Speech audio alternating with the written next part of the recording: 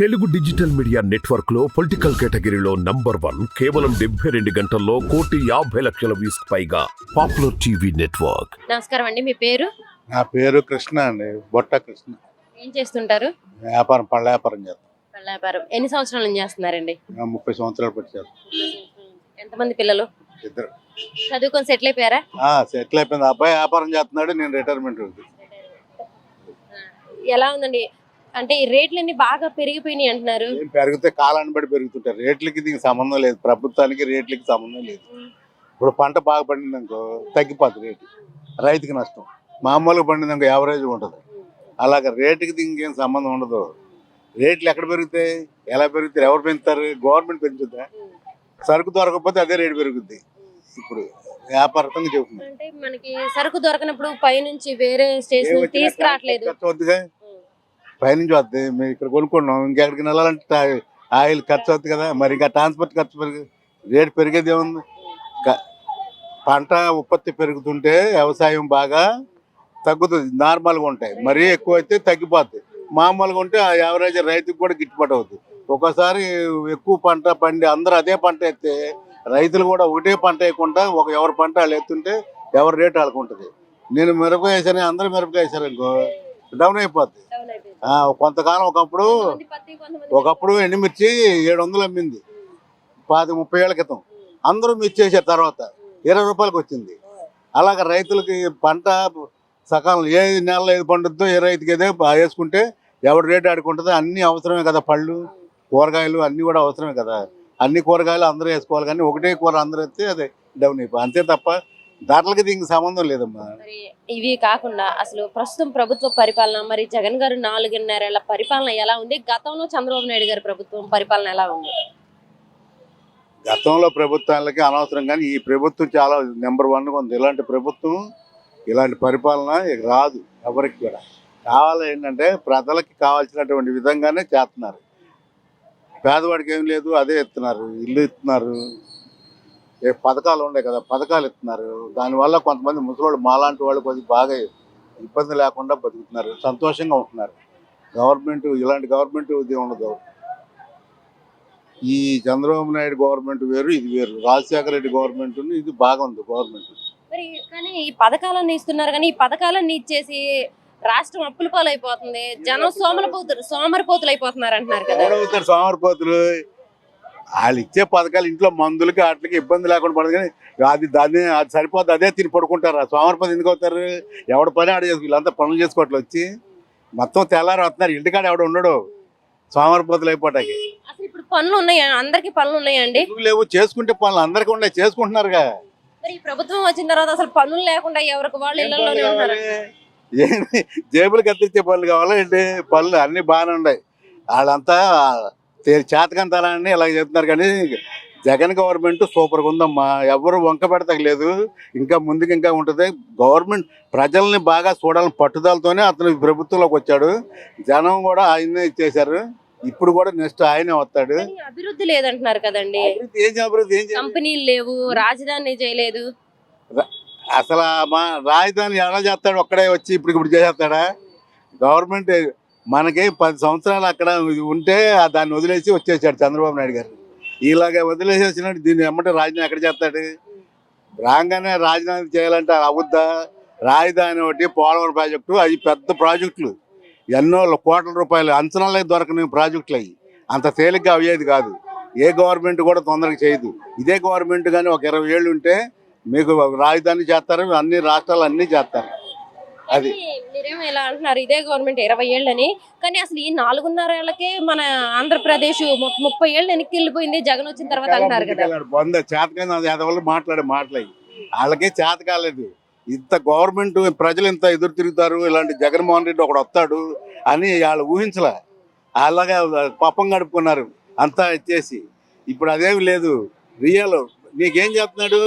నా డబ్బులు నా అకౌంట్లో వేస్తున్నాడు.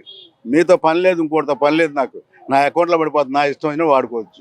అదివరకు అయితే గతంలో వెళ్ళి ఎంతోమంది ముసలోళ్ళు పింఛన్కి వెళ్ళి పడిపోయిన వాళ్ళు ఉన్నారు, చచ్చిపోయిన వాళ్ళు కూడా ఉన్నారు. మాకు తెలిసి చచ్చిపోయిన వాళ్ళు కూడా ఉన్నారు. ఆ యువటాకి సొంతం ఇచ్చినట్టుగా ఎంతో బిల్డప్, కళ్ళు పడలేదు, ముద్రలు పడలేదని నానా ఇబ్బందులు పెట్టేవాడు. అప్పుడు వాళ్ళు ఆఫీసులో ఈ పింఛన్ ఇచ్చే ఆఫీసులో ఎన్నో ఇబ్బందులు పెట్టేవాడు. గత ప్రభుత్వంలో. ఆ, ఇప్పుడు అదేం లేదు కదా, ఇంటికి ఇచ్చేస్తున్నారు. ముసలోళ్ళు చాలా హ్యాపీగా ఉండారమ్మా, పెద్దోళ్ళు బాగుండారు, పిల్లలు చదువుకుంటున్నారు, అమ్మఒడి ఒకటి ఇస్తున్నారు పిల్లలు చదువుతాకి, చెయ్యూత పథకం ఇస్తున్నారు. అసలు చెప్పడానికి ఈ పథకం ఇవన్నీ అందరూ చెప్తున్నారు కదా, ఒకటని లేదు, అందరికి ఏం కావాలో ఇస్తున్నాడు. ఒకటి కాదు, ఆటో వాళ్ళకి ఇచ్చే డబ్బులు మత్స్యకారులకు ఇస్తున్నాడా, మత్స్యకారులు తుఫాన్కి ఏమైనా వెళ్ళకపోతే వాళ్ళకి నెలకు 10,000 ఇస్తున్నాడా, అన్ని పథకాలు కూడా బాగానే చేస్తున్నారు. దీన్ని ఇలాగా వంకపెట్టి చెప్పుకోవడానికి ఏమి లేక ఇవాళ వాళ్ళు ఎలక్షన్కి వచ్చి ఎన్నికలకు వచ్చిపోయి ఏం చెప్తున్నారు, ఏం చెప్పట్లేదు కదా, మేము ఇచ్చేస్తాం అంతకన్నా ఎక్కువ చేస్తాం అని చెప్పట్లేదు కదా. అంటే ఇప్పుడు ఇవే పథకాలను ఇప్పుడు అమ్మఒడి జగన్ గారు ఒక్కళ్ళకి ఇస్తున్నారు, మరి చంద్రబాబు నాయుడు గారు వస్తే ఆయన మేము ఇద్దరుంటే ఇద్దరికి, ముగ్గురుంటే ముగ్గురికి ఇస్తాం అమ్మఒడి అంటున్నారు. తొలి కవర్లు ఏమి ఉండదు. చంద్రబాబు నాయుడు అంతా డూబు, అదంతా ఒక ఎలా చేస్తా అంటే 10 రూపాయలు ఇచ్చి 100 మందికి చెప్తాడు, అంత అన్నం పెట్టి 10 మందికి చూపిస్తాడు. అన్న క్యాంటీన్లో పెట్టాడు, ఎవడు తిన్నాడు, పేదోడు తగ్గలేదు. ఆ చుట్టుపక్కల ఎంప్లాయ్ ఆళ్ళే తిని వెళ్ళిపోయేవాళ్ళు. అంతవరకు వచ్చేది కదా, అంత డూబ్ ఏమి ఉండదు. ఇది ఒరిజినల్ అమ్మా. నిజంగా చెప్పాలంటే నేను అసలు తెలుగుదేశం పార్టీ వాడిని చెప్తున్నాను. జగన్మోహన్ రెడ్డి గారు చాలా ఇదిగా గవర్నమెంట్ ప్రజలకి అసలు ఏం, సామాన్య ప్రజలకి ఏం కావాలో అది దగ్గరగా తీసుకెళ్ళి వాళ్ళకి దగ్గరగా వాళ్ళ కాళ్ళ ముందు ఇస్తున్నాడు. అంతకన్నా ఇచ్చేవాడు సొంత కొడుకు కూడా ఇవ్వడు. సొంత కొడుకు కూడా బతిమాడుకోవాలి 10 రూపాయలు ఇవ్వరా అని. అలా కాకుండా నెల వచ్చేపాటికి 3,000 పెన్షన్ ఇస్తున్నాడు అందరికీ, వితంతులకి, వికలాంగులకి, ఎవరు అసలు వృద్ధులకి ఎంత ఇదిగా ఇస్తున్నాడంటే అంతకన్నా ఇంకా ఇంకో గవర్నమెంట్ రాదు, ఎవడో చేత కాదు. ఇప్పుడు ఈ గవర్నమెంట్ వీళ్ళకేం ఎవరో ఓట్లేరు. ఈ తెలుగుదేశం పార్టీకి కానీ పవన్ కళ్యాణ్కి ఎవరు ఓట్లేరు. పవన్ కళ్యాణ్కి ఏం తెలియదు, పాప అమాయకుడు. అయ్యో, ఆయన అమాయకుడు అంటున్నారు. ఆయన పార్టీ పెట్టి 13 ఏళ్ళు అయింది. అంతేకాకుండా అమాయకుడే, తెలీదు, నాలెడ్జ్ లేదు, ప్రజానాడి తెలీదు అతనికి. ఓ సినిమాలలో ఊగిపోయి మాట్లాడుతూ జనం ఆకర్షణ, వీళ్ళంతా జనం ఓట్లు వేస్తారనుకుంటారు, ఓట్లు వేయరు. జనానికి కావాల్సింది ఏదో ఇస్తున్నాడో గవర్నమెంట్ అది వాళ్ళకే వేస్తారు ఓట్లు. ఈ పవన్ కళ్యాణ్కి ఏం తెలియదు, చంద్రబాబు నాయుడు వాడుకుంటున్నాడు బాగా. మరి పవన్ కళ్యాణ్ గారు కూడా అసలు జగన్ ని ఓడించాలి, గద్దె దించాలి, ఇదే నా లక్ష్యం అంటున్నాడు కదా. చేతకంతాను, ఓడుతుంటే చేతకంతాను. ఇది ఏం చేయగలదా? కనీసం వాళ్ళు ఊర్లో కూడా, వాళ్ళ ఊర్లో కూడా ఏం చేయలేని వాళ్ళు చెప్పకూడదు, బూతులు మాట్లాడకూడదు. వాళ్ళు అలాంటి వాళ్ళు ఏదో డంబాసారం కోసం జగన్ విమర్శించాలని కుళ్ళిపోతాను, కడుపు పురతారం తప్ప వాళ్ళకి ఏమి చేత కాదు. చంద్రబాబు నాయుడు చేశాడంటే జనాలకు అప్పుడు ఇంత నాలెడ్జ్ తెలియదు ఏం చేస్తున్నాడు చంద్రబాబు నాయుడు. ఆ చంద్రబాబు నాయుడు ఇచ్చే 1000 రూపాయలే ఎంతో అమృతం అనుకున్నారు ఆ రోజుల్లో. ఇంత ఇస్తాడు, వచ్చేవాడు ఒకడు ఉంటాడు మనకు వస్తాడు అనేది ఎవరు జనం ఊహించలే. చెప్పిన ప్రకారంగా 2,000 కాడి నుంచి పెంచుకుంటూ వచ్చి 3,000 ఇస్తున్నాడు. తర్వాత ఎంత ఇస్తాడు జగన్? ఎంత ఉన్నాయి. మరి అంతేకాకుండా అసలు ఈ ప్రభుత్వం వచ్చిన తర్వాత పేదవాళ్ళందరికీ మేలు జరిగింది అనుకుంటున్నారా మీరు? బాగా అలా కాదు, మేలంటే ఏదో కొద్దిగా కాదు, 90% బాగా మేలు జరిగింది. ఎక్కడో ఒకళ్ళు ఈ గిట్టినోళ్ళు, ఈ తెలుగుదేశం పార్టీలో ఉన్న ముసలోళ్ళు కొంతమంది తప్ప మిగతా వాళ్ళ ఇదంతా ఒక కులపిచ్చుతో పాపం అమాయకులు అమరావతి వాళ్ళు అంతా నాశనం అయిపోయారు. ఈ చంద్రబాబు నాయుడు వల్ల నాశనం అయిపోయారు.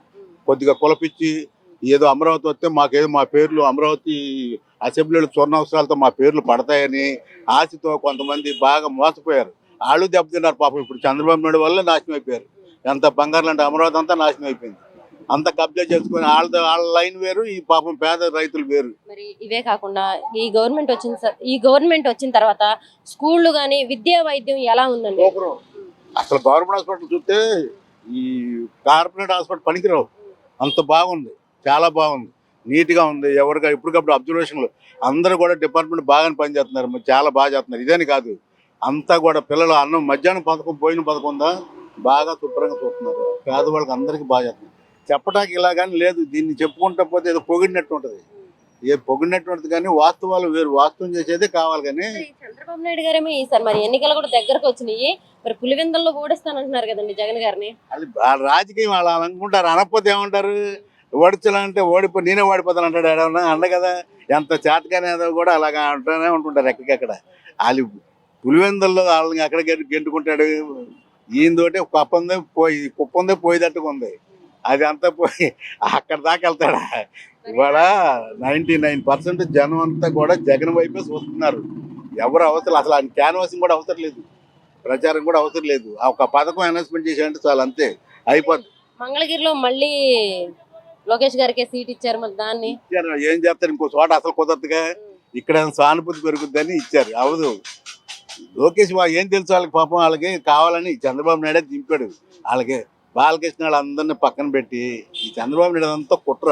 అందరినీ అమాయకులను దగ్గర తీసి వాడుకుంటాడు, ముద్దుర్లు అందరినీ చంపేస్తాడు. కొద్దిగా తెలివిగలరు ఇదిగల సీనియర్లు అంటే తోసేస్తారు పక్కకి. కొద్దిగా అమాయకుల్ని వీళ్ళు మాట వినే వాళ్ళని దగ్గర పెట్టుకుంటాడు. లోకేష్కి ఏం తెలిసి అమాయకుడు, బాలకృష్ణ కూడా అమాయకుడు పాపం. అంటే మర్మం తెలియని వాళ్ళు, కర్మ మర్మం తెలియని వాళ్ళు. మోసాలంటే తెలియదు వాళ్ళకి, ఇంత టెక్నాలజీ లేదు వాళ్ళకి. ఏదో పని చేస్తున్నారు, తింటారు, అదే జనాల మీద అంటే పొంగిపోతారు. మరి ఇటు చూస్తేనేమో జగన్ గారు ఒక్కళ్ళే ఉన్నారు వైసీపీ నుంచి, మరి అటువైపు చూస్తేనేమో కూటమి అసలు టీడీపీ, జనసేన, బీజేపీ మొత్తం కలిపి వస్తున్నాయండి. బీజేపీ రాదు, బీజేపీకి తెలుసు చంద్రబాబు నాయుడు గురించి, వీళ్ళకి తెలియదు కానీ బీజేపీకి తెలుసు. ఊరిని అలాగా అంటిపెట్టుకున్నారు అంతే. జగన్ వైపు ఉండకూడదు వాళ్ళు, అందుకని అది కాంగ్రెస్ పార్టీ కదా, జగన్ వైపు ఉండకూడదని కడుపులో జగనే. వీళ్ళు ఊరిని ఆధారం సర్లే అంటే వీళ్ళు వెళ్ళి కాళ్ళు పట్టుకుంటే ఉండాలి మీరంటే ఏదో ఊ అన్నారు అంతే. పూర్తిగా వాళ్ళు ఏం లేదు. ఎక్కడన్నా ఉందో అప్పుడు ఒక సీట్ ఇచ్చారు వాళ్ళకి, ఇంకా మరి ఇంకా ఎక్కడ లేదు, పూర్తిగా లేదు. ఊరిని అలా ఊ అన్నారు. ఎందుకంటే ఏదో ఆ పార్టీకి దీనికి కొద్దిగా మత ప్రచారం అంటగడతారని, ఇది బీజేపీ అంటే మన హిందూ ప్రచారంగా వద్దని వాళ్ళకి రాకుండా ఈ చంద్రబాబు నాయుడు ఏదో 4-5 సార్లు వెళ్ళి పవన్ కళ్యాణ్ తీసుకెళ్ళి ఆ అనిమిష మోడీ కాళ్ళు పట్టుకుంటే ఊ అన్నారు అంతే. వాళ్ళకి మనస్ఫూర్తిగా వాళ్ళ పొత్తు మాత్రం లేదు. మళ్ళీ ఎన్ని సీట్లలో గెలుస్తారంటారు ఎవరు జగన్ గారు? ఇలా అది వరకు ఉన్న సీట్లు చాలు వాళ్ళకి వస్తాయి. మొత్తం అన్ని వాడు చెప్పినట్టుగా 170 వస్తాయి అయ్యని చెప్పకూడదు, అవన్నీ గొప్పగా ఉంటుంది. వాళ్ళ గవర్నమెంట్ పరిపాలన సరిపడగా పూర్తి మెజార్టీ వస్తుంది వాళ్ళకి. అది థ్యాంక్ యూ.